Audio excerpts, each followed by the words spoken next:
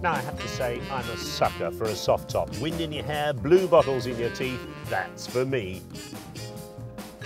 But there's always a downside. Now I'm a veteran of British sports cars for more years than I care to remember. And first, there's the hood. First you've got to find the hood sticks, you've got to stick them together, you've got to get them in the right slot. Then there's this great flapping array of canvas with the lift the dot fasteners and the zutz turn keys that rip your thumbnail off at a stroke. But nowadays, of course, things are pretty different. Because this is the Peugeot 206 Coupe Cabriolet, and with the tip of a pinky on a switch, the hydraulics and electrics swing into action and the hardtop folds away. Couldn't be easier really, could it?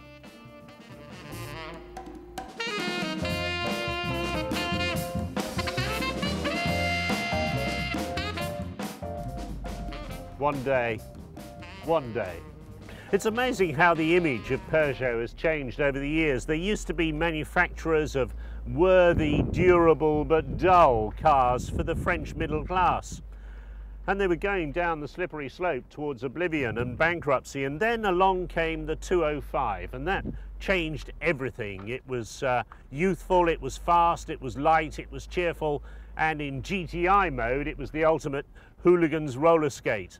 And the 205 almost single-handedly changed the whole image of Peugeot. Well, now this, the 206 Coupe, is the latest example of their appeal to young people.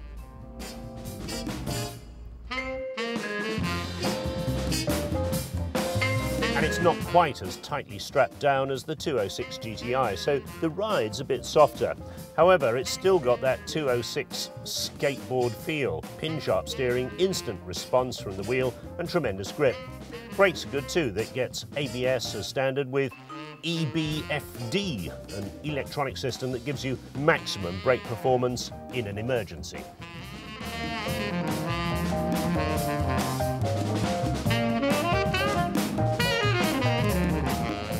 With the roof up like this, it feels like a conventional saloon, though there is an annoying wind rustle round the back of the hardtop. The trouble with taking the top off a monocoque car like this is that you inevitably reduce the rigidity of the body shell. And this car does have some scuttle shake and vibration at the top of the windscreen when the top is down. It's not bad though, and certainly not as bad as the 306 Cabriolet, for example.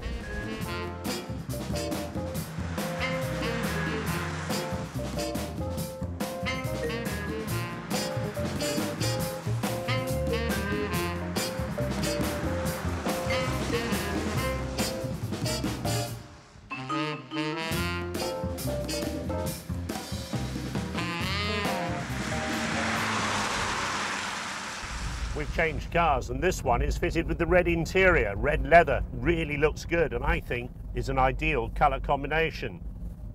Peugeot described the car as a coupe cabriolet, and in coupe form like this. There are a couple of occasional seats in the back, but you wouldn't want adults to sit in them for too long.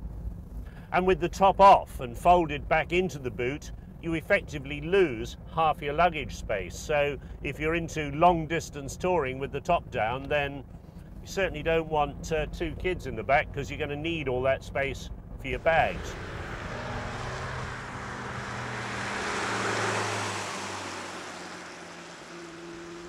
Peugeot first showed this as a concept car in Geneva 2 years ago. The press liked it and so did the public, so they decided to build it. And they've done very well in engineering terms to get it to market this quickly.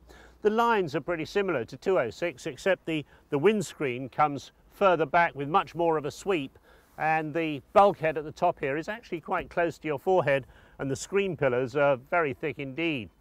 Colours are interesting, and Peugeot provides you with their recommendations for the internal trim. You notice you can have green, grey, black, blue, but if you choose the red one, then you can only have grey and black coloured seats. If I had a red one, I'd want red seats, for goodness sake. At the end of the day, you've got to decide whether you want a coupe like this or a more traditional Mazda MX-5 or MGF.